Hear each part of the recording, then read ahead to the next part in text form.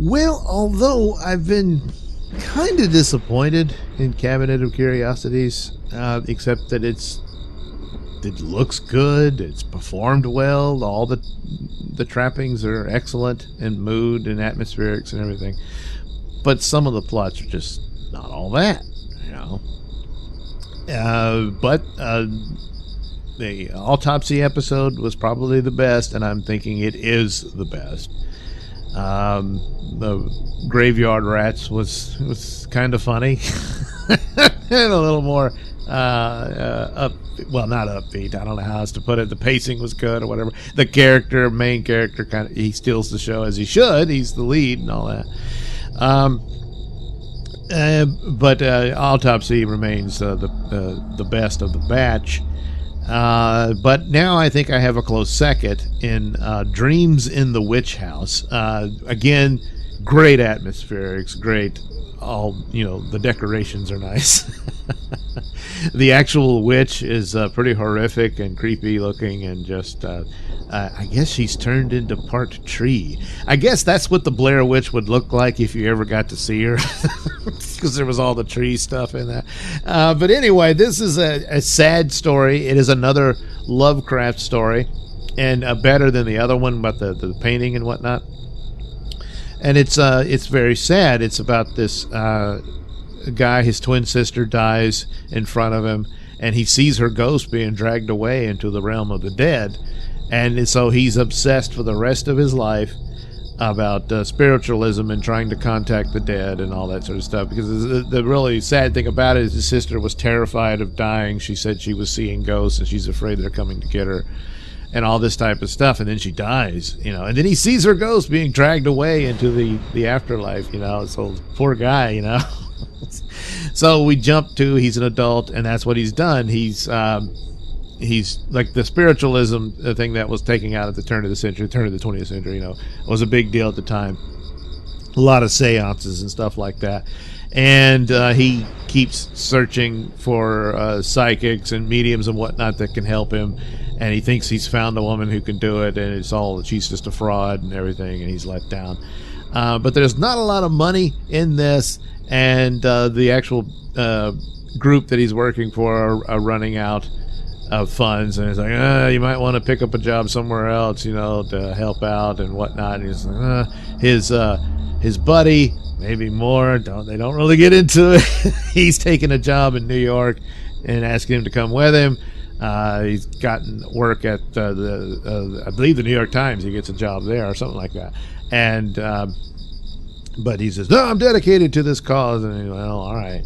So he runs into some people who know a bit more about the mystic and whatnot. And they take drugs. And when you do, it leads you're able to, your astral spirit is able to travel to the astral plane, and you can find your way to what they call the Forest of Lost Souls.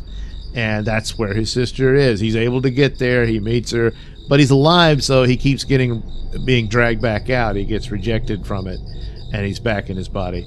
And so he keeps pursuing this, and he ends up losing his job at the spiritual society or what have you, because they're like, hey, you're taking drugs and all this stuff, But he does find the information he needs, that he needs to seek out the house of the witch of Kiza Mason, who was this witch who was executed way back when.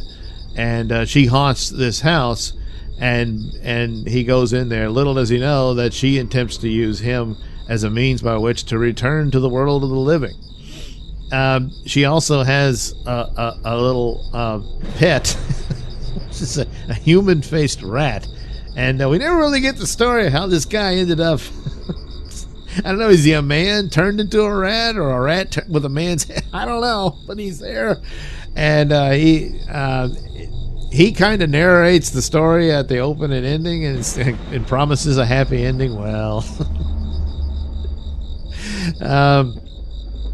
so it's it's kind of little extra things like that. So the witch comes for him. He's trying to get his sister and wants to bring her back to the world of the living. Seemingly she does, but she's not alive. She's a ghost. Turns out he's going to have to die to give up his body for any of these ghosts to come back. So basically his sister would live on in him. Well, she's not going to do that. But the witch wants to do that, and there's a big chase and a fight and all that. And ultimately the witch is defeated. He gets some help from this artist who's plagued with hauntings and whatnot, and she believes him and stuff like that. His friend comes back and helps them out, and seemingly they win, but then they forgot about the rat, who shows up and takes over the body of the main hero here, and he wins and escapes. So that's the happy ending he was talking about.